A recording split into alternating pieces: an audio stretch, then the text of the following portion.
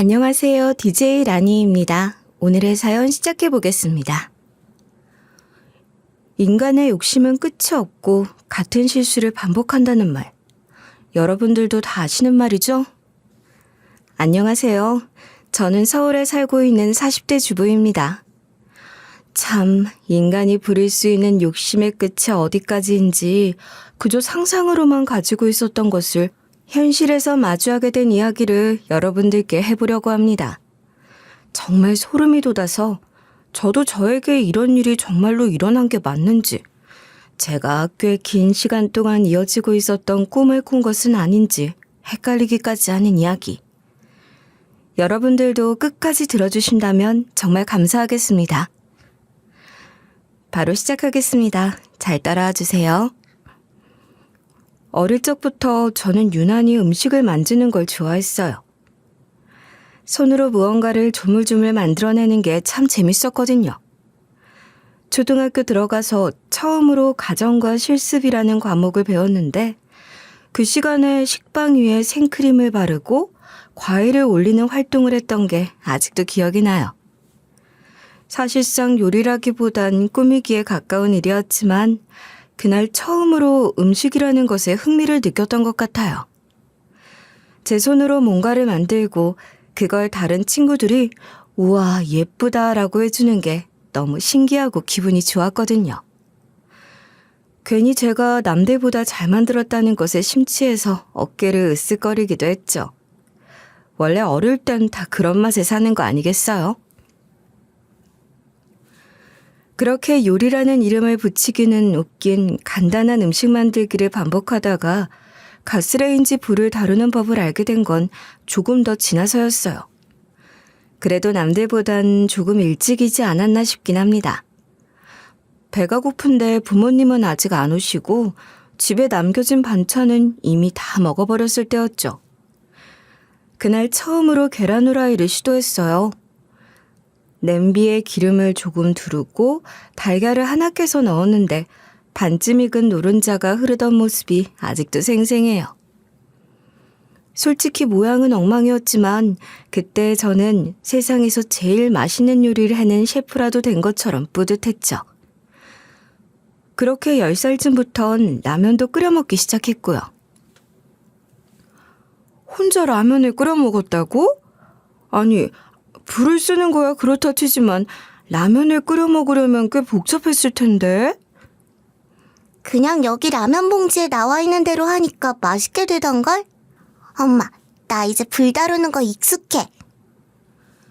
그러다가 집안에 불이라도 내면 어쩌려고. 참, 엄마가 하나하나 챙겨줘야 하는데 일이 바빠서 미안하다. 중학생이 될 무렵엔 자연스럽게 밥까지 해먹게 됐어요. 부모님은 매번 바쁘셨거든요. 새벽같이 나가서 밤늦게 들어오시는 게 일상이었고 집에 있을 시간조차 없는 날이 많았죠. 그래서 엄마는 늘 아침에 반찬 몇 가지와 밥을 미리 덜어두고 그 위에 덮개를 덮어두셨어요. 밥 식기 전에 먹어야 한다 하시면서요. 그런데 제가 학교 마치고 친구들이랑 좀 놀다 들어오면 밥은 이미 딱딱하게 굳어 있었어요. 그래도 배고플 땐 그런 게 문제가 아니잖아요. 꾸역꾸역 다 먹었죠. 그땐 그마저도 감사했어요. 집에서 먹는 밥이란 것을 따뜻하게 먹어본 적이 언제인지 잘 기억이 나지 않을 정도였죠. 왜냐하면 우리 집 형편은 늘 빠듯했어요. 부모님도 할머니, 할아버지도 그랬고요. 가난은 정말 대물림 된다는 말, 그게 뼈저리게 느껴졌어요. 늘 허덕였고 어디선가 빌린 돈을 갚느라 숨 돌릴 틈이 없었죠. 조금이라도 돈이 들어오면 금세 월세, 공과금, 빚 갚는 대로 빠져나갔고요. 부모님은 누구보다 열심히 일하셨지만 수중에 남는 건 늘 얼마 안 됐어요. 그렇게 조금씩 쌓인 밀린 월세 때문에 집주인 아주머니가 자주 찾아오곤 했죠. 얘야, 집에 어른 없어? 있으면 좀 나와보라고 해봐. 아주머니 문을 쾅쾅 두드리며 저에게 물으셨어요. 처음엔 그게 무슨 의미인지 몰라서 아무렇지 않게 웃으며 저 혼자예요 라고 대답했어요. 근데 그게 실수였다는 걸 나중에서야 알았어요. 아주머니는 얼굴이 일그러지더니 씩씩대며 이 집은 도대체 월세를 낼 생각이 있긴 한 거야? 하시며 불같이 화를 내셨어요. 그제야 제가 왜 그 질문을 받았는지, 왜 문을 그렇게 세게 두드리셨는지를 알게 되었죠. 부모님이 월세를 제때 못 내셔서였어요. 한 번은 아주머니가 제 손을 꼭 붙잡고 이런 말을 하셨어요. 너 공부 열심히 해야 돼. 이 거지 같은 집구석에서 벗어나려면 어떻게든 네 힘으로 돈 걱정 안 하고 살려면 공부밖에 없어. 그때는 무섭기도 하고 창피하기도 했지만 이상하게 그 말이 계속 귓가에 맴돌았어요. 어른이 된 지금 돌이켜보면 참 잔인한 말이었지만 어쩌면 그 말이 저를 바꿔놓은 시작이었을지도 몰라요. 그렇게 저는 어린 나이부터 스스로 챙겨 먹고 스스로 씻고 스스로 자랐어요. 음식 만드는 일이 그렇게 익숙해진 것도 사실은 외로움 속에서 저를 다독여주는 유일한 방법이었던 것 같아요. 하지만 저는 공부가 정말 싫었어요. 앉아서 책을 보는 것 자체가 고역이었고 무언가를 외워야 한다는 건 저에게 고문처럼 느껴졌죠. 그럼에도 불구하고 다들 하니까 저도 억지로 책을 펼쳐보긴 했는데 집중이 될 리가 없었어요. 무엇보다 혼자 공부한다는 건 너무 외로웠고 너무 막막했거든요. 어느 날부턴가 친구들이 하나둘씩 학원에 다니기 시작했어요. 방과 후 3, 4, 5 모여서 교문을 나서는 친구들의 뒷모습을 멍하니 바라보게 됐죠. 학원이라니 얼마나 피곤할까? 난 집에 가서 쉬어야지. 그래도 학원에 가서 다 같이 공부하면 얼마나 재밌는데. 너도 같이 다니면 좋을 텐데. 난 싫어. 학교에서 공부하는 것도 싫은데 학원은 무슨. 실은 정말 가고 싶었어요. 나도 누군가에게 배우고 싶었고 잘하고 싶었어요. 책상 앞에서 멍하게 있다가 문제를 아무리 들여다봐도 도무지 풀리지 않을 때면 나도 학원만 다녔으면 하는 생각이 수도 없이 들었어요. 그런데도 내색은 하지 않았죠. 괜히 불쌍해 보일까봐 속으로만 삭혔어요. 친구들은 성적이 눈에 띄게 올라갔고 저는 여전히 제자리였어요. 아니, 솔직히 말하면 제자리도 아니었죠. 계속 뒷공무니에서 헐떡이며 따라가는 기분이었어요. 아무리 해도 넘을 수 없는 벽 같은 게 느껴졌거든요. 학교에서 성적표를 받을 때마다 눈물이 핑 돌았고 집에 오는 길에 혼자 울면서 걸었던 날도 있었어요. 머리가 크고 생각이 많아질수록 제 현실에 대한 불만도 함께 커졌어요. 가끔은 너무 화가 나서 괜히 엄마에게 짜증을 내거나 아무 잘못도 없는 동생에게 소리치고 이불을 뒤집어 쓰고 펑펑 울기도 했어요. 우리 부모님은 뭐랄까? 그렇게 삶을 역전시킬 능력을 가진 분들은 아니셨어요. 엄마는 자격증도 없었고 특별한 기술이 있는 것도 아니었어요. 하루하루를 버텨내는 게 전부였죠. 목욕탕 카운터에서 서서 몇 시간씩 손님을 받으셨죠. 아버지는 타이어 가게에서 일하셨어요. 정직한 분이셨고 거짓말을 못하시는 성격이었죠. 어느 날은 일을 마치고 돌아오셔서 한숨을 푹 쉬시더라고요. 사장이 또 뭐라고 그러더라. 왜 타이어 2개를 묶어서 안 팔았냐고. 근데 말이야, 멀쩡한 타이어를 굳이 바꿀 필요가 어딨어. 손님도 그러지 말랬는데. 그 말을 들으며 저는 대답도 못하고 그냥 고개만 끄덕였어요. 어릴 땐 몰랐지만 점점 자라면서 느꼈죠. 아버지 말 속에 있는 자부심, 정직함. 그런 게 저한텐 오히려 답답함으로 느껴졌던 거예요. 저는 그렇게 생각했어요. 양심 같은 소리 하네. 그냥 귀찮아서 안 한 거잖아. 사장이 그렇게 시키면 해야지. 그래야 돈이라도 벌 수 있잖아. 지금 생각하면 제가 너무 어렸고 몰랐던 거예요. 하지만 그땐 진심으로 아버지가 무책임하다고만 느껴졌어요. 현실은 하루하루 치열한데 우리 아버진 양심이라는 말로 본인의 무기력함을 포장하고 있다는 생각이 들었어요. 장사 속에선 살아남을 수 없는 사람이란 생각도 했고요. 엄마는 엄마대로 힘든 삶을 살아내고 있었지만 저에겐 그게 다 핑계로 들렸어요. 죄책감보단 짜증이 더 먼저 올라왔던 것도 사실이에요. 그래서였는지 저는 점점 말이 없어졌어요. 학교에서도 집에서도 그냥 조용히 있어야 덜 속상하다는 걸 알았거든요. 괜히 엄마한테 기대봤자 엄마도 답이 없고 아빠도 답이 없었으니까요. 그렇게 저는 세상과 거리를 두기 시작했어요.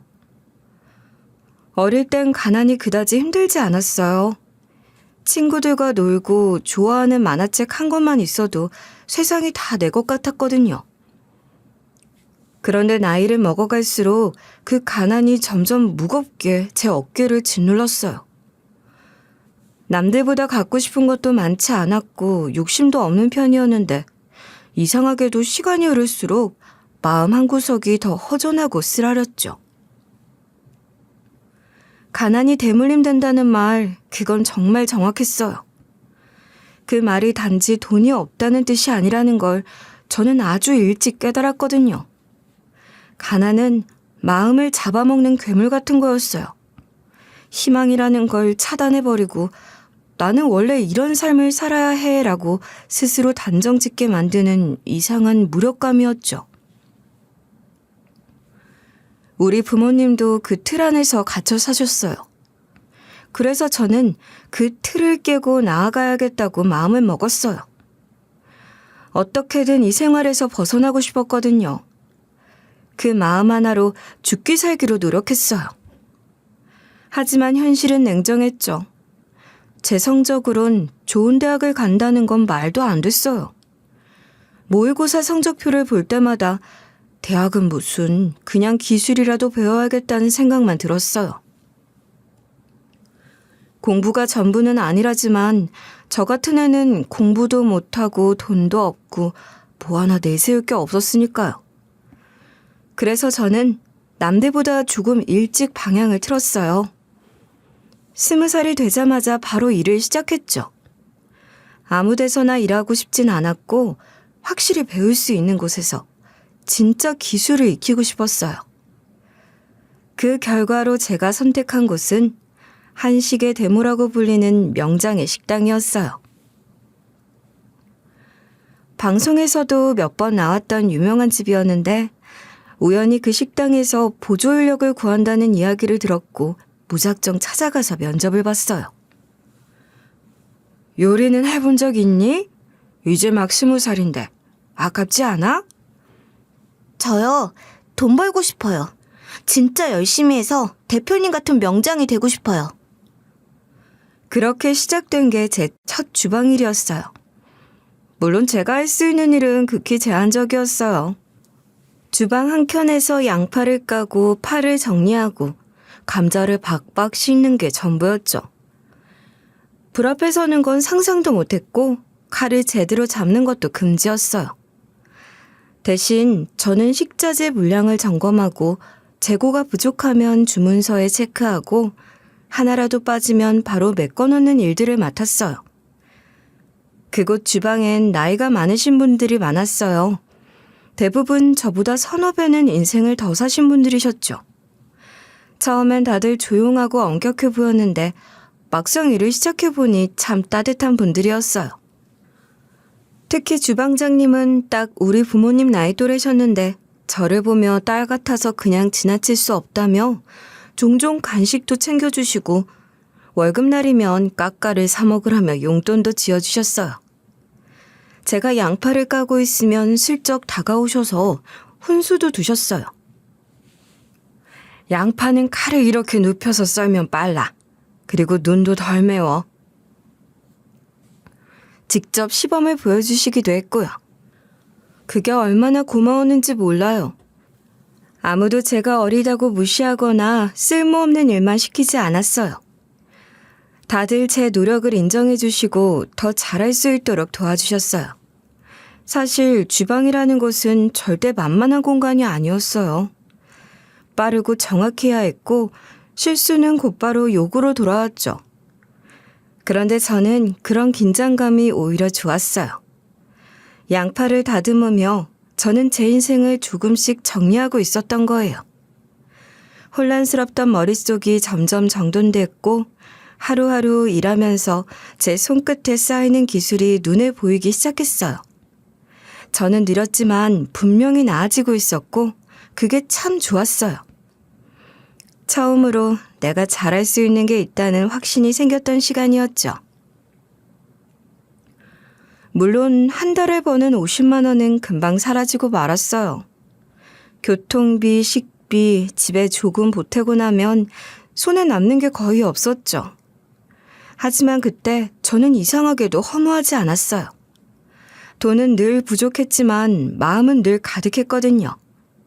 하고 싶은 일을 하면서 좋은 사람들과 트러블 없이 하루하루를 보내고 있다는 것 자체가 얼마나 감사한 일인지 그 나이에 저는 분명히 알고 있었어요.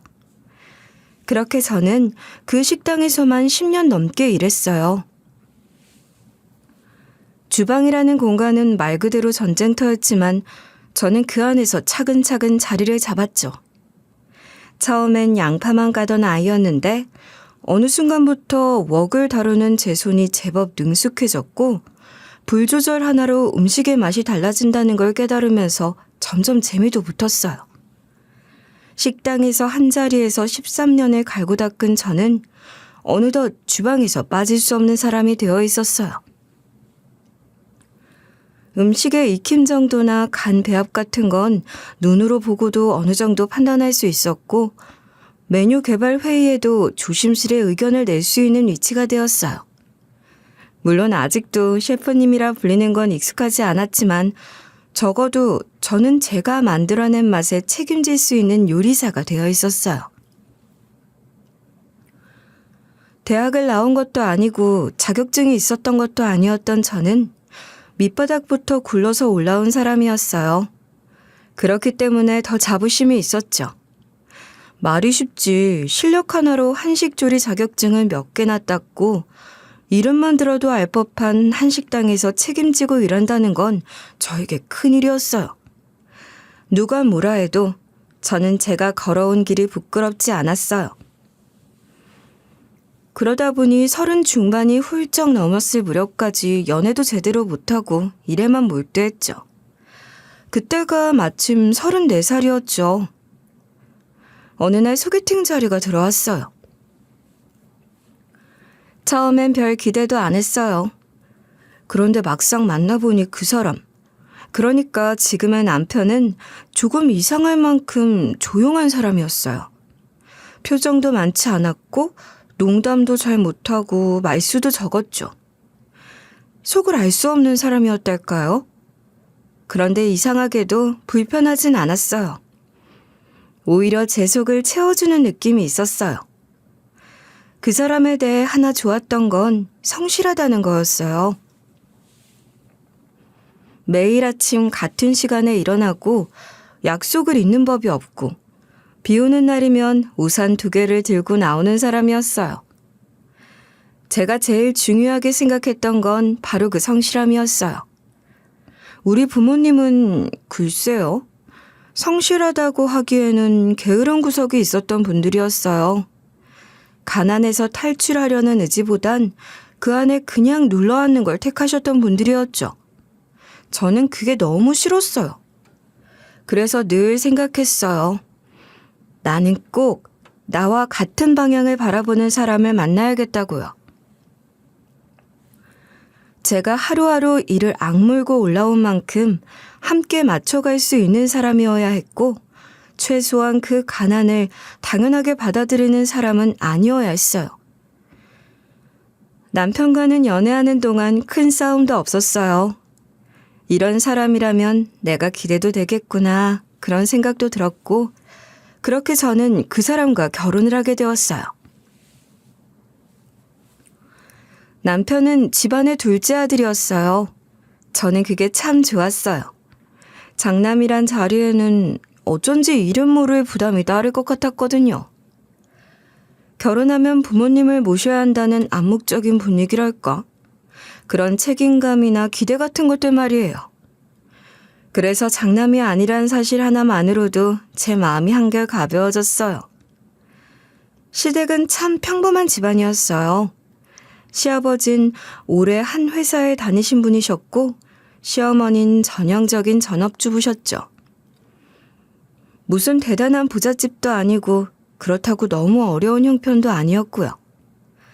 저는 그런 시댁을 보면서 이게 내가 상상했던 보통의 가족일지도 모르겠구나 싶었어요.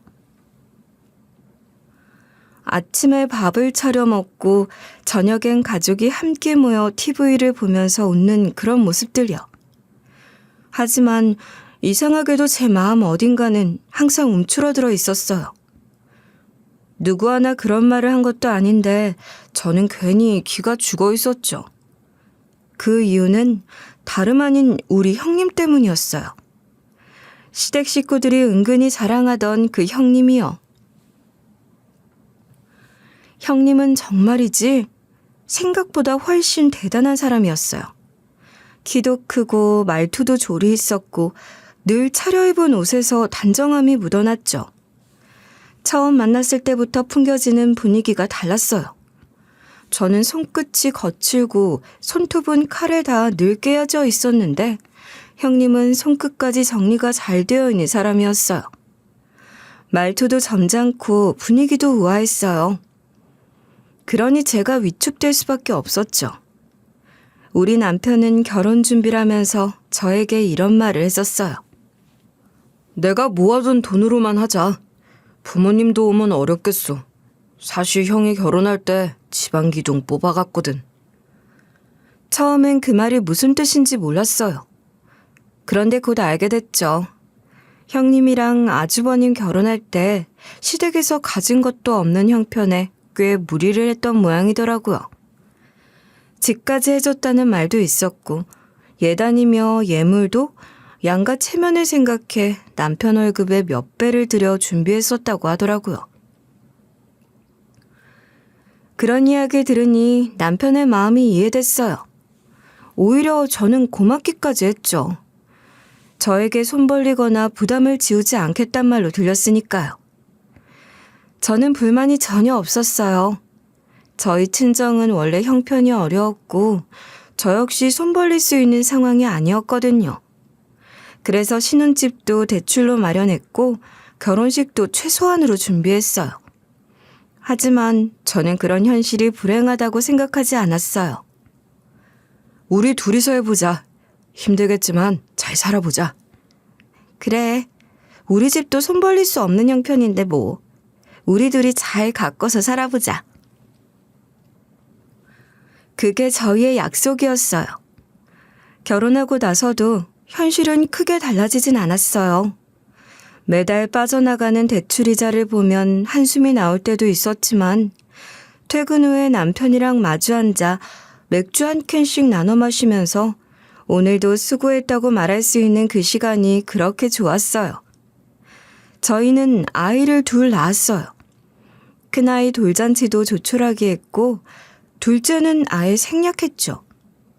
대신 아이들 사진을 직접 찍고 손수 앨범을 만들었어요. 남들은 쥐질이 궁상이라고 할지 몰라도 저희는 좋았어요. 그런데 시댁에서 은연중에 흘러나오는 비교의 말들은 가끔 저를 숨막히게 만들었어요. 첫째는 지난주에 또 제주도 내려갔다 오셨다더라. 그 집 애들은 참 여유있게 크는 것 같아. 다행이지 뭐. 있는 집 여식이랑 결혼시키는 게 뭐 쉬운 일이겠어? 우리 가랑이만 안 찢어지면 됐지. 그 소식 들었어? 아니 이번에 첫째네가 다니는 모임에서 장학금 신청을 받는다고 하더라. 있는 집 자식들은 그런 모임도 하고 그러나 봐. 그럴 때마다 저는 웃으며 대답했지만 속으로는 무너져 내렸어요. 형님은 정말 대단한 집안의 분이셨어요. 소위 대대손손 부자 집안이랄까요? 기업을 운영한다든지 TV에 나올 만큼 유명한 건 아니었지만 땅이 많았고 집안에서는 장학재단도 운영하고 있었어요. 뭐 하나 빠지는 게 없었죠. 그 집 딸이라는 것만으로도 형님은 어디서든 환영받는 사람이었어요. 형님에게 질투심을 드러낼 수 없었던 건 그렇게 잘난 걸 일부러 티내지 않으려고 애쓰는 사람이었어요. 그런데 이상하게 그 모습이 더 주눅들게 만들었죠. 겸손한 척하면서도 드러나는 품위 같은 거요. 동서, 아이들은 이럴 때 영양제도 잘 챙겨줘야 해요. 우리 쪽 재단에서 운영하는 건강 캠프 자료 보내드릴까요? 네, 형님이 주신다고 하시면 무조건 받아야죠. 감사합니다. 나한테 자식이 없어서 우리 시조카가 내 자식 같아서 그렇지 뭐. 형님의 증조할아버지는 교육자셨대요. 아주 오래전 당시엔 정말 보기 드물게 사제를 털어 장학재단을 만든 분이라고 들었어요. 그 당시엔 교육을 받는 것 자체가 특권이었고 가난한 아이들은 책 한 권 손에 쥐기도 어려웠다더라고요. 그런데 형님의 증조할아버지는 그런 아이들을 그냥 지나치지 못하셨대요. 공부는 누구나 해야 해. 가난하다고 기회를 뺏기면 안 돼. 그런 마음으로 직접 작은 학교도 하나 설립하셨대요. 당시엔 학교라고 하기엔 조촐한 규모였지만 책상이 있고 칠판이 있고 아이들이 모여 글을 배우는 그 자체만으로도 감사했던 시절이었다고 했죠. 그래서 형님의 집안은 그때부터 배움과 나눔이라는 가치를 대대로 이어오고 있었던 거예요. 그런 배경에서 자란 형님은 당연히 성품도 단단하고 고든 분이셨어요. 공과 사의 구분이 명확했고 불의한 일이 눈앞에서 벌어지면 절대 침묵하지 않는 그런 분이셨죠. 형님은 늘 조용하고 차분한 말투였지만 그 안엔 확고한 신념이 있었어요. 한마디 한마디에 흔들림이 없달까? 듣는 사람을 자연스럽게 설득시키는 힘 같은 게 있었어요. 반면 아주버님은 형님과는 정반대의 스타일이었어요. 약간 능글맞은 분이었고 세상은 원래 좀 유하게 살아야 해 하시면서 상황에 맞춰 융통성 있게 대처하는 걸 더 중요하게 여기셨어요. 사람을 편하게 대하긴 하지만 간혹 중요한 경계까지 흐리는 모습도 있어서 저는 속으로 두 분은 참 상극인데 싶었죠. 형님 댁이 아무래도 경제적으로 여유가 있다 보니 시댁에선 형님에게 은근 기대하는 부분이 있었어요. 물론 대놓고 말은 안 했지만 분위기라는 게 있잖아요. 첫째네는 집안도 빵빵하고 부족한 것도 없이 살면서 이번에도 용돈은 고정이냐? 어머님, 저희 집 재산은 이미 장학재단 명의로 다 넘겼어요. 저는 그걸 제 마음대로 쓸 수 있는 처지가 아니에요. 당신 너무 가족을 사무적으로 대하는 거 아니야? 아니, 우리 부모님이 얼마나 고생하셨는데 그 정도도 못 해줘? 그런 이야기는 하지 않기로 했잖아. 사적으로 휘둘릴 수 있는 돈이 아니라고. 솔직히 저는 형님의 그 태도가 멋졌어요. 처음엔 조금 차갑게 느껴졌지만 시간이 지날수록 형님의 원칙 있는 모습에 더 끌렸죠. 사실 제가 시집와서 가장 고마웠던 사람도 형님이었어요. 시어머니는 원래 말투가 좀 세고 생각을 직설적으로 표현하시는 편이었거든요. 제가 처음 시댁에 들어와서 그런 말투에 적응하지 못하고 상처받을 때가 많았거든요. 그런데 그럴 때마다 형님이 조용히 제 편을 들어주셨어요. 어머님, 동서는 아직 낯설 거예요. 말투 조금만 부드럽게 해주시면 안 될까요? 거참, 아니 너는 꼭 둘째 편을 들어야 되겠니? 아유, 편 없어서 서운해라. 그 말을 듣고 시어머니가 씩 하며 돌아서셨지만 확실히 이후부터는 말투에 신경을 좀 쓰시더라고요. 덕분에 저는 형님에게 자연스럽게 마음을 열게 됐어요. 가족 중에서 제일 먼저, 그리고 가장 깊게요. 형님은 가진 게 많아서 여유로운 게 아니라 마음 자체가 넉넉한 분이셨어요. 여유라는 건 그런 거구나 싶었어요. 겉으로 보이는 것이 아니라 그 사람의 태도에서 흘러나오는 품 같은 거요. 그런 형님의 분위기를 저는 은근히 닮고 싶었어요. 그런데 시댁 식구들은 꼭 그런 형님의 여유를 질투하는 듯 했어요. 제 앞에서 형님의 흉을 보기도 했죠. 예, 둘째야. 너도 은근히 첫째네가 재수없고 그러지? 에? 아니요. 형님이 얼마나 온화하고 성품이 바르신데요. 앞에 없으니까 한번 말해봐. 저렇게 돈을 싸들고 있어서 어디다 쓴대? 뭐 무덤까지 가져간대? 장학재단 돈이라고 하잖아요. 형님도 함부로 쓸 수 없겠죠. 남들은 사업하면서 떵떵거리고 산다는데 돈이 있는데도 저러니 원. 시어머니는 정말 치졸했습니다. 시댁 식구들은 종종 저를 붙잡고 형님 흉을 봤죠. 아주버님이 형님 집안을 향한 기대를 품고 있는 건 오래전부터 알았지만 그 기대가 점점 집요해지고 있다는 걸 그즈음 뼈저리게 느끼게 됐어요. 하지만 저는 형님 편이었어요. 아니, 솔직히 말하면 처음부터 형님 편이었어요. 아무리 가진 것이 많다 해도 그걸 지키기 위해 노력하고 원칙을 지켜내는 건 대단한 일이잖아요. 게다가 아주버님은 사업을 하고 싶어 했고 형님은 늘 그걸 말리고 계셨어요. 형님이 얼마나 그 자리에서 힘들었을지 생각하면 제가 든든한 힘이 되어주어야 한다는 생각이 절로 났죠. 시어머니는 형님을 향해 노골적인 비아냥을 퍼붓기도 했어요.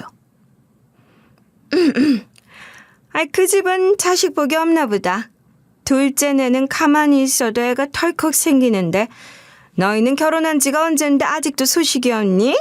시험관도 실패하고 이젠 뭐 그냥 아이 없이 사는 거지 뭐. 어머님, 형님 앞에서 무슨 소리를 하시는 거예요? 왜? 내가 못할 말 했냐? 너희는 애가 둘이나 턱턱 생기는데 말이야. 어머님, 저희도 가만히 있어서 애가 생긴 건 아니에요. 될 만큼 노력했으니까 생긴 거죠. 형님도 얼마나 애쓰셨는지 모르잖아요. 그런 말을 들을 때마다 저는 속에서 천불이 일었어요. 하지만 형님은 아무 대꾸도 하지 못했어요. 고개를 푹 숙인 채 가만히 눈만 내리깔고 계셨죠. 누구보다 아이를 기다려온 사람이 형님이었는데 억장이 무너지는 마음이 저도 느껴질 정도였어요. 그렇게 제가 대신 나설 때도 있었지만 시어머니는 콧방귀만 뀌시곤 했어요. 아이 이야기가 나올 때마다 형님은 작아지셨고 시어머니는 그걸 알고 있었던 거예요. 형님을 쥐고 흔들 수 있는 유일한 지점이 아이였으니까요. 그러던 어느 날 아주버님이 다시 사업을 하겠다고 나선 일이 있었어요.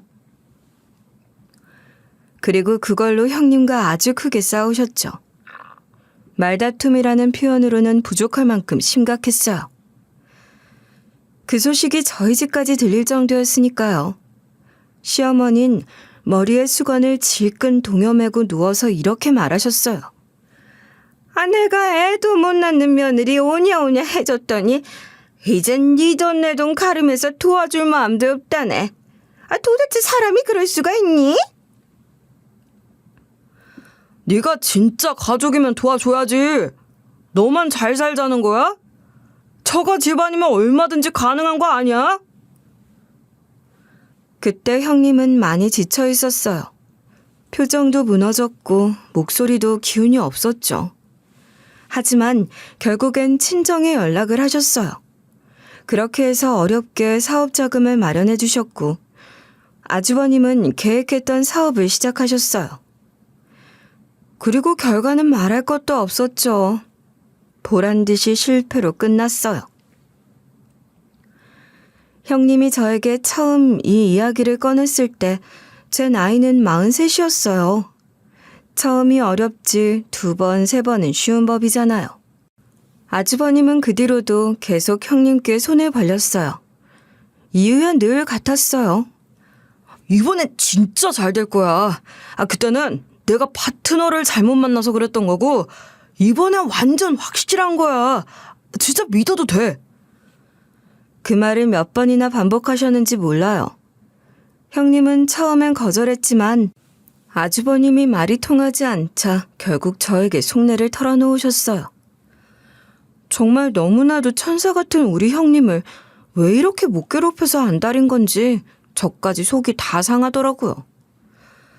남편한테 아주버님을 좀 말려보라고 말을 했지만 남편은 그 문제에 끼지 말라며 오히려 저에게 아주버님을 응원해야 한다고 말하더라고요.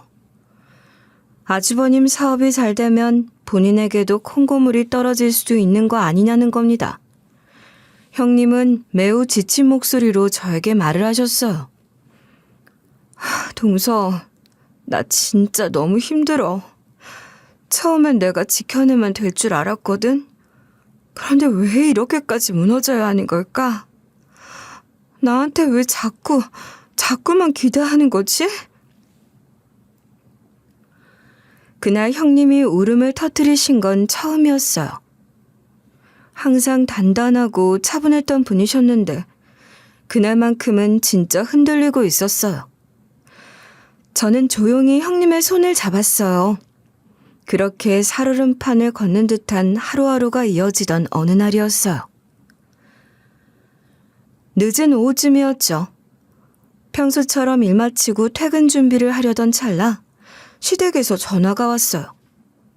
발신자 표시를 보는 순간 왠지 모르게 심장이 철렁 내려앉았어요. 예, 둘째야. 아이를 어쩌면 좋냐? 첫째가 사고를 당했다. 순간 귀를 의심했어요. 아니, 형님이 무슨 사고를 당하셨단 거지? 형님은 원래도 조심성 많고 어디 하나 허투루 움직이는 분이 아니셨거든요. 길을 건널 때도 항상 좌우를 2-3번은 확인하시고 계단을 내려올 때도 손잡이를 꼭 잡으시던 분이었는데 사고라니. 병원으로 허겁지겁 달려갔어요.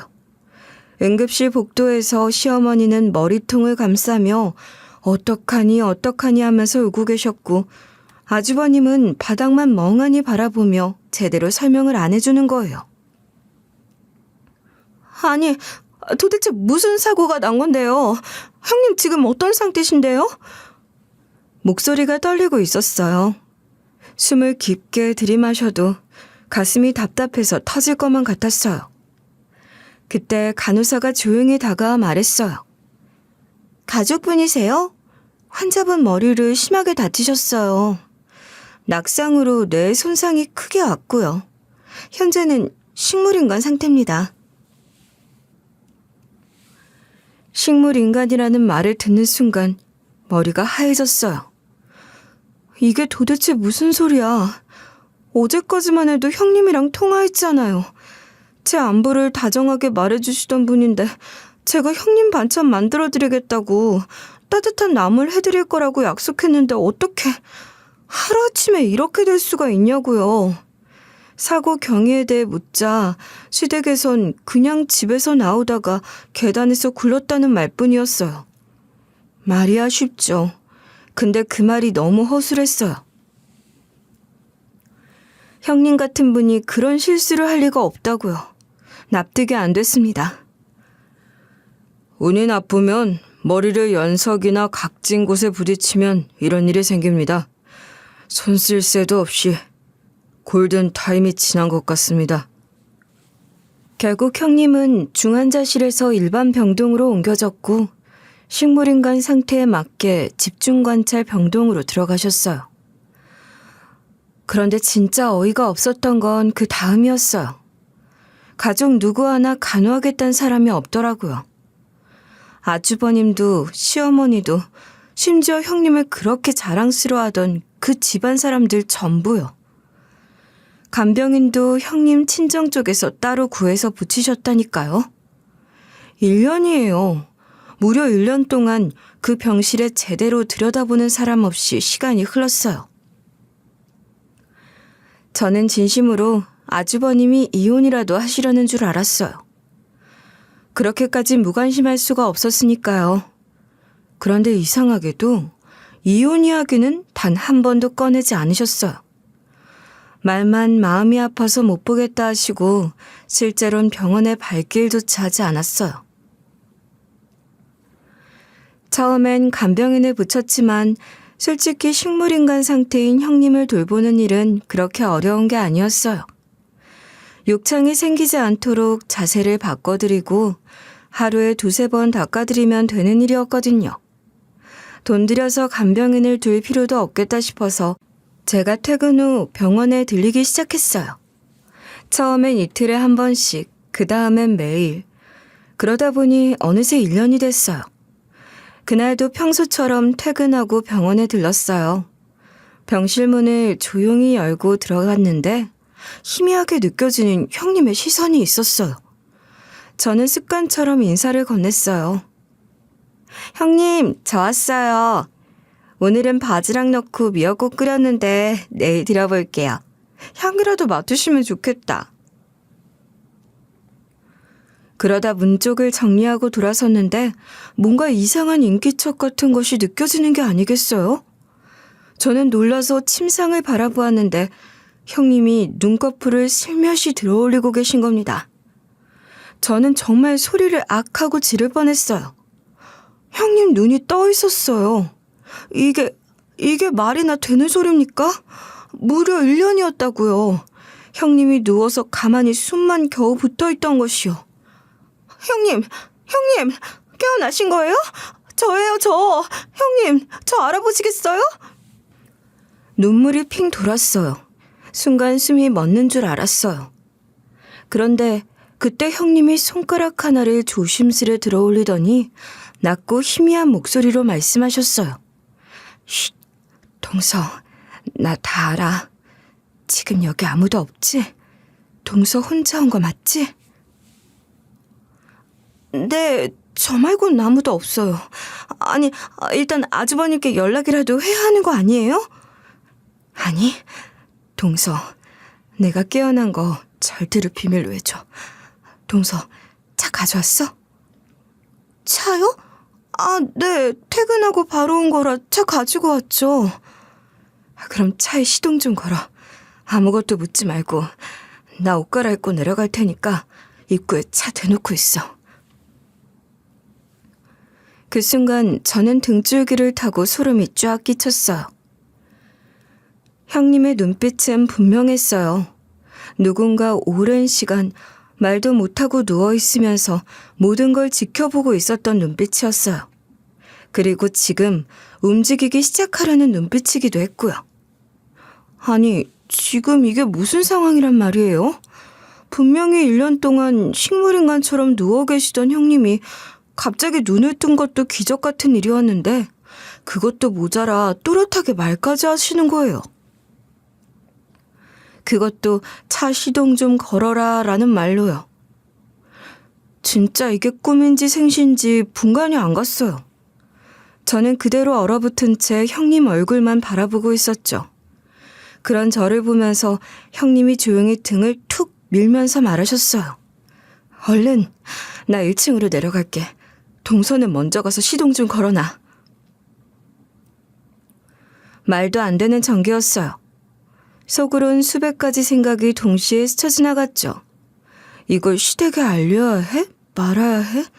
어쩌면 형님이 완전히 회복된 건 아닐 수도 있어. 누가 알겠어. 다시 쓰러지면 어떡하지? 이런 걱정과 함께 제 머릿속은 점점 혼란스러워졌어요. 동서 제발. 지금 많이 혼란스러울 거 알아. 하지만 시댁엔 아직 말하지 말아줘. 난 아직 준비가 안 됐어. 형님의 목소린 담담했지만 그 안엔 아주 분명한 의지가 담겨 있었어요. 그리고 저는 그 마음을 거스를 수 없었어요. 형님은 시댁에서 유일하게 제가 믿고 의지했던 분이었거든요. 누구보다 저를 따뜻하게 대해주시고 힘들 땐 말없이 손을 내밀어 주셨던 분. 그런 분의 부탁이라면 믿어도 된다고 생각했어요. 그래서 저는 조용히 고개를 끄덕였고 그대로 병원 주차장으로 내려가서 차에 시동을 걸었어요. 형님은 몇 분 후 사복으로 갈아입은 채 조용히 병원 1층 로비에서 걸어 나왔고요. 사람들의 시선을 의식하듯 모자를 푹 눌러 쓴 채 뒷좌석 문을 열고 조심스레 타셨죠. 차가 출발하고 얼마쯤 지났을까요?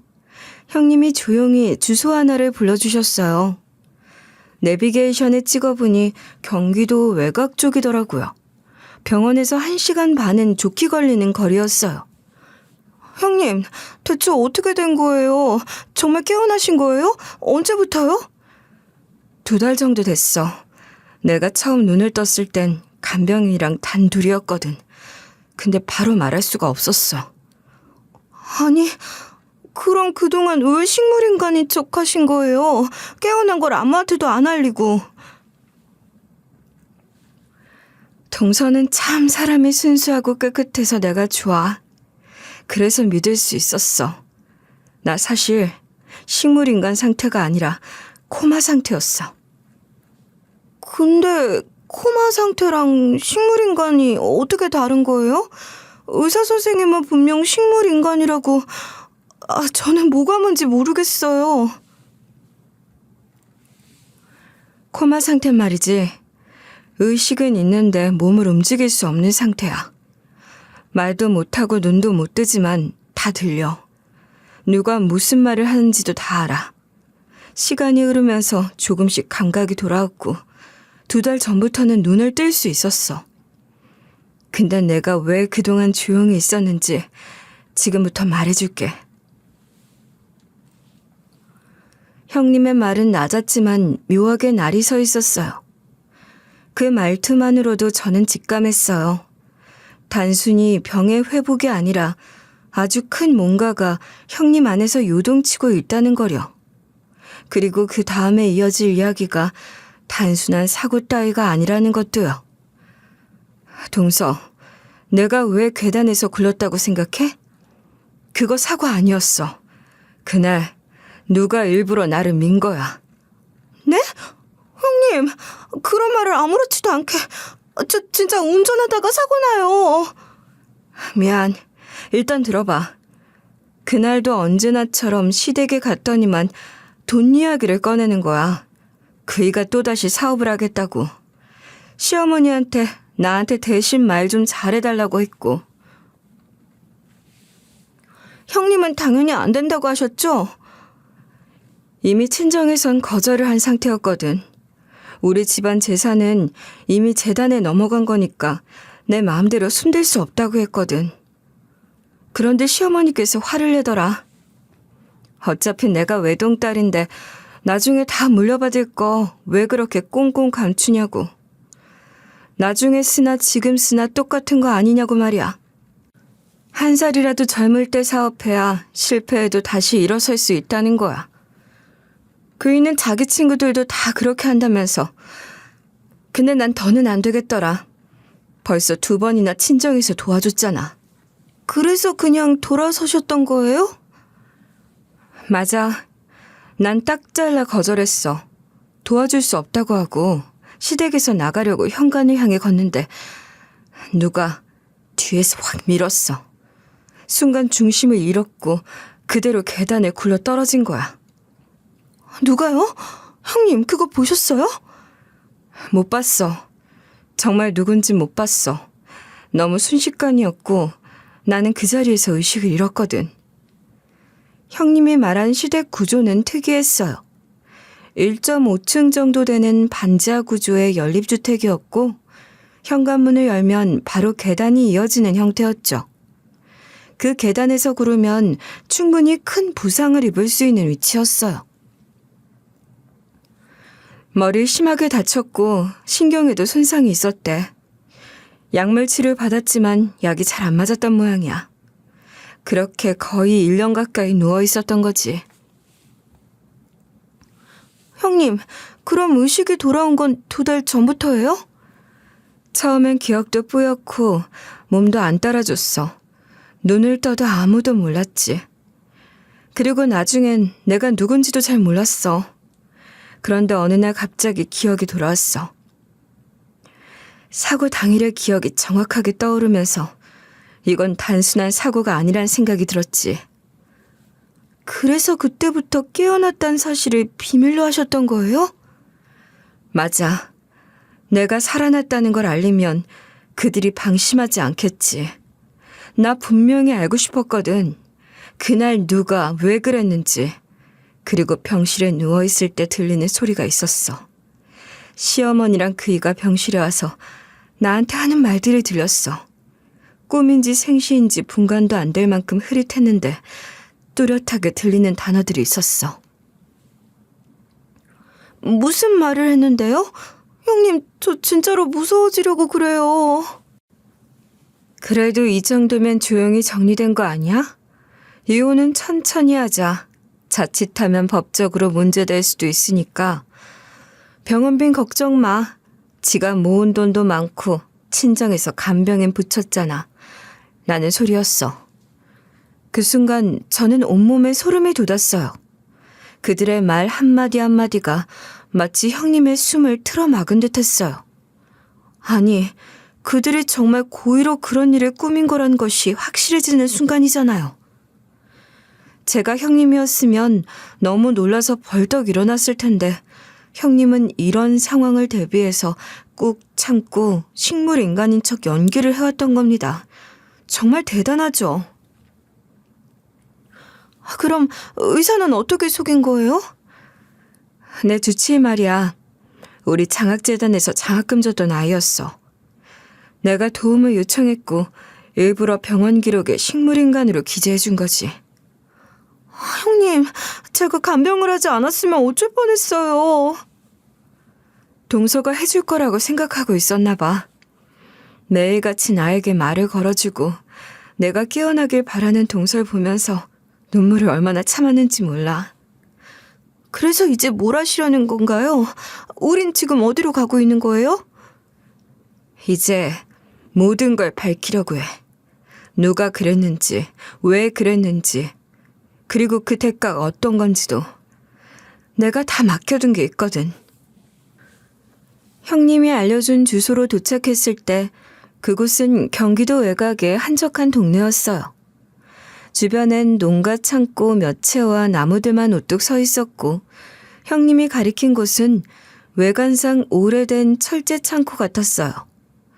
낡은 철문을 밀고 들어가자 안에는 사무책상이 놓여있고 서류함과 컴퓨터 그리고 조용히 앉아있던 한 남자가 있었어요. 동서, 이쪽은 우리 친정에서 의뢰한 조사 쪽 사람이야. 내가 깨어난 뒤로 모든 걸 정리해준 분이야. 남자는 조용히 고개를 숙이며 인사했고 손짓을 하자 그 남자는 책상 위에서 두툼한 검정 파일 몇 개를 꺼냈어요. 형님은 그중 한 권을 열었고 안에는 정리된 문서들이 차례차례 꽂혀 있었어요. 첫 장부터 제 눈에 띈 건 형님의 이름이 적힌 보험 내역서였어요. 거기엔 보험금 수령인이 바뀐 흔적이 선명히 표시돼 있었죠. 수령인이 아주버님 이름으로 되어 있었어요. 저는 깜짝 놀라서 형님을 바라보았고 형님은 그럴 줄 알았다는 얼굴을 했죠. 내가 병원에 입원해 있는 동안에 몰래 불법으로 바꾼 거야. 아마 내가 깨어나지 않을 거라고 생각했겠지. 그 뒤를 이어 펼쳐진 내용들은 더 충격적이었어요. 형님이 입원한 후 아주버님과 시어머니가 형님의 생명보험 일부를 먼저 수령했고 그 돈을 몇 달에 걸쳐 흥청망청 써댄 내역이 있었어요. 골프장 회원권, 해외 브랜드 쇼핑 내역, 유흥업소 결제까지. 너무나 뻔뻔한 소비들이 고스란히 카드 내역에 담겨 있었어요. 형님은 또 다른 파일을 꺼내 보여주셨어요. 내가 사업 자금으로 준 돈 절반 이상이 실제 사업 운영비로 쓰인 게 아니라 여자한테 다 들어갔더라. 여자요? 아주버님이 바람이라도 피우고 있었다는 말씀이에요? 해당 여성은 보험 설계사였습니다. 남편분과는 수년 전부터 관계가 있었고 사업 명의 중 일부가 이 여성의 이름으로 되어 있었습니다.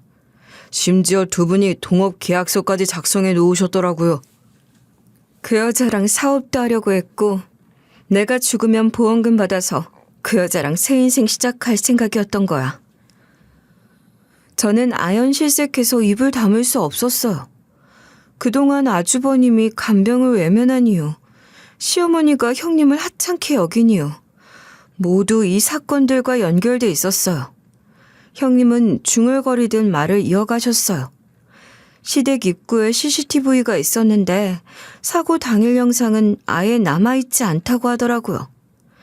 조사원이 경비 아저씨를 찾아가 듣기론 아주버님이 따로 찾아가서 지워달라고 돈을 줬다고 하더군요.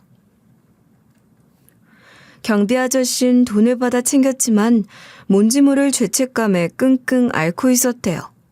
그러다가 조사원이 찌르자 돈을 돌려주고 싶다고 사죄를 하며 CCTV를 지운 것을 말했다고 하더군요. 서류 하나하나가 퍼즐처럼 맞아떨어졌어요. 보험금 수령인 변경, 사업자금 횡령, 유흥비, 사라진 CCTV, 내연녀 존재까지 전부 연결돼 있었죠. 거기다 형님이 말했던 추가 보험 가입 내역까지 나오는데 등골이 오싹해졌어요. 형님은 병원에 누워 계시는 동안 아주버님과 시어머니가 몰래 생명보험을 더 가입했다는 거예요. 보험 설계사가 바로 아주버님의 내연녀였기에 가능했던 일이었던 거예요. 보험자 본인이 의식이 없는 상태인데도 수령인을 변경하고 추가 가입까지 가능했던 건 그 여자가 모든 서류를 정상적으로 보이게 처리했기 때문이었죠.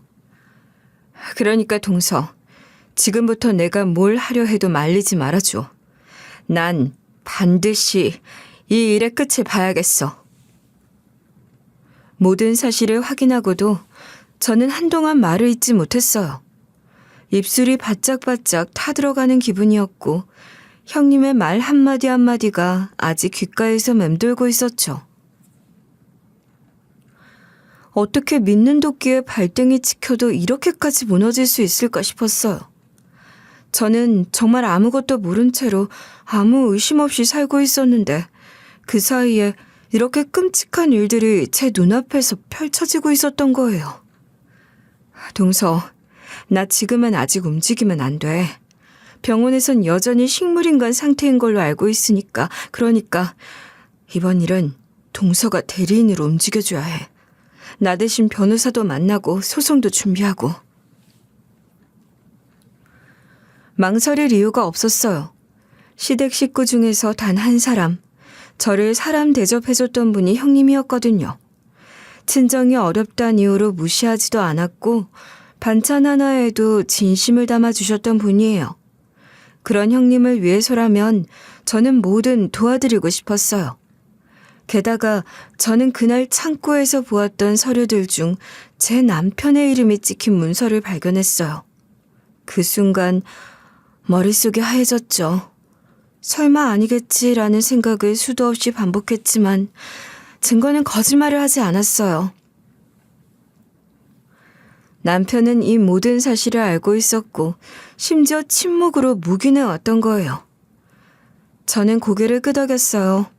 속은 무너져 버렸지만 울고 싶지도 않았어요. 이미 마음은 결정을 내린 상태였으니까요. 형님의 친정에서 선임해준 변호사를 처음 만났을 때 일은 생각보다 빠르게 정리되기 시작했어요. 워낙 증거가 명확했고 정리된 자료도 방대했거든요. 제가 대리인 자격으로 병원을 드나들며 형님 곁을 지키는 동안 시댁 식구들은 여전히 아무것도 모르고 병실을 찾아왔어요. 마치 누가 더 큰 잘못을 했나 경쟁이라도 하듯 자기들끼리 형님 앞에서 온갖 말을 쏟아냈죠. 이대로 숨이 콱 끊어져야 하는데 어떻게 방법 없나? 형, 조용히 좀 해. 슬퍼하는 척이라도 해야지. 여기서 웃고 앉았어? 아이 병원비 아깝다 아까워. 이거 뭐 가족 통일로 생명유지장치 떼고 그런 거 할 수 있지 않니? 저가에서 먼저 말이 나오면 몰라도 우리가 먼저 말하는 건 아닌 것 같아. 즐기다 즐겨. 빨리 보내버리지. 산송장 데리고 살아서 뭐 한다고? 제가 설치해둔 작은 녹음기 하나가 그 모든 걸 고스란히 담아냈어요. 너무나 또렷하게, 너무나 적나라하게. 특히 제 남편의 목소리가 흘러나왔을 땐 온몸에 소름이 돋았죠. 남편도 콩고물은 나눠 먹을 수 있는 거냐고 말을 하는데 저는 그 말에 완전히 무너졌어요. 제가 믿고 살아온 남자가 이토록 잔인한 말을 아무렇지 않게 할 수 있는 사람이라는 걸 견딜 수 없었어요. 그동안 제가 보고 듣고 함께했던 시간들이 순식간에 다 거짓처럼 느껴졌어요. 형님은 끝까지 식물인간인 척 연기를 하셨어요. 우리는 준비를 마쳤고 단 한 번의 소송으로 모든 걸 터뜨리기로 했어요. 그리고 고소장이 시댁에 도착하는 그 순간 시댁 식구들은 전부 풍비박산이 나버렸습니다. 다들 어떻게 대응을 해야 할지도 모른 채 병원에서도 사라져버린 형님을 찾느라 혈안이 되었죠. 시댁 식구들이 저를 어찌나 못살게 굴던지 저 역시 남몰래 호텔로 피신을 왔습니다. 형님이 도와주지 않으셨으면 꼼짝없이 붙들려 시달릴 뻔했죠. 그리고 그렇게 기다리던 재판 당일, 저는 법정 안에서 조용히 형님의 자리를 대신해 앉았어요. 저를 본 시댁 식구들은 경악으로 몰들었죠. 제가 대리인이라는 것은 꿈에도 몰랐을 테니까요. 변호사의 선고가 시작되고 증거 하나하나가 공개될 때마다 방청석은 술렁이기 시작했죠. 형님이 사업 자금으로 건넨 돈이 불륜과 유흥에 사용된 내역들, 보험금 수령인을 조작한 문서들, 그리고 실체가 드러난 내연녀와의 동업 계약서까지 단 하나의 허점도 없이 진실이 드러났어요. 게다가 가장 충격적인 건 형님을 계단에서 민 정황이 충분히 입증되었다는 거였어요. CCTV 삭제 지시, 생명보험 추가 가입, 병실에서의 녹취록까지 모두가 이를 뒷받침했어요. 이 사건은 인간의 도덕적 한계를 시험하는 듯한 범죄입니다. 피해자는 금전적 이익을 노린 가족의 손에 의해 고의적인 사고를 당했으며 이후에도 지속적으로 무시되고 이용당했습니다. 피고인은 그 대가를 반드시 치러야 합니다. 아주버님에겐 징역 7년이 선고되었고 내연이 역시 공범으로 법적 처벌을 피할 수 없었어요. 시어머니는 형님에게 사과 한마디 없이 방청석에서 기절하듯 실신하셨고 제 남편 역시 공모자로서 형사처벌과 함께 저와의 이혼과 위자료 지급 판결을 받았어요. 그 순간 저는 울지 않았어요. 눈물 한 방울도 흐르지 않았어요. 우리가 해냈다는 생각뿐이었죠. 소송은 생각보다 오래 걸리지 않았어요. 왜냐고요?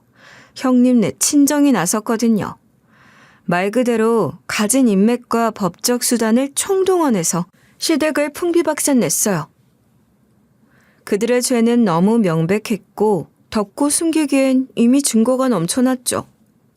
우선 형님에게 투자받은 사업자금에 대해 전액 추징이 들어갔고 동시에 형님은 아주버님과 이혼 소송을 진행하며 재산분할과 위자료 청구를 함께 했어요. 아주버님의 형량이 높았던 건 단순한 폭행이나 횡령이 아닌 명백한 고의성과 사기, 그리고 보험 사기와 상해 혐의까지 복합적으로 적용되었기 때문이었어요.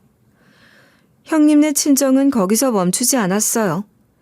형님이 1년 넘게 병상에서 식물인간 상태로 지낸 시간 동안 입은 정신적 피해에 대한 위자료, 병원비와 간병비, 약물 부작용 치료비까지 모두 손해배상 청구했죠.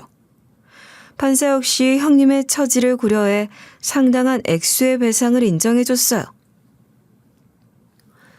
내연녀에게도 상간녀 소송이 함께 진행됐고 그녀가 보험 설계사라는 직업을 이용해 수익자를 무단으로 변경한 행위는 보험 사기 및 위계에 의한 공문서 작성 혐의로까지 확장됐어요. 결국 그녀는 징역 2년, 집행유예 3년을 선고받고 보험 관련 자격증은 전부 박탈되었죠.